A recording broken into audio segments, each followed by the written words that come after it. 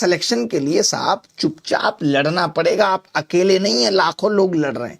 कोई लेखपाल की भर्ती से लड़ रहा है कि नकल हुई है, आयोग उससे लड़ रहा है कि नहीं हुई है।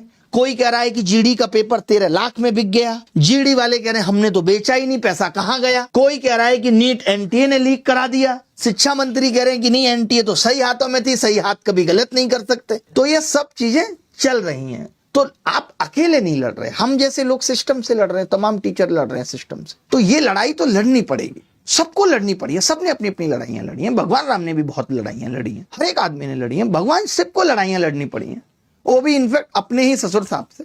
सबको लड़ना पड़ा भाई। और एक दिन आता है रिजल्ट, ये तय है कि एक दिन जरूर रिजल्ट आता है, एक दिन जरूर फल मिलता है।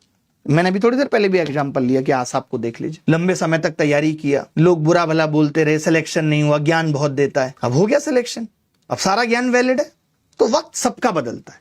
वो एक लाइन मुझे याद आ रही है कि नताशा आप सुनिएगा, गौर फरमाइएगा कि आते जाते हैं पत्ते शाखों पर आहिस्ता आहिस्ता, आ जाते हैं पत्ते शाखों पर आहिस्ता आहिस्ता, पतझड़ के बाद कोई पेड़ ताउम्र सूखा तो नहीं रहा। सोचिए, पतझड़ जब आती है तो ऐसा लगता है पेड़ खत्म हो गया, अब कुछ बचा ही नहीं है, लेकिन उसके बाद उस पर भी एक दिन पत्ते आते। तो सबका वक्त बदलता है साहब, सबका वक्त आता है और आएगा भी सबका।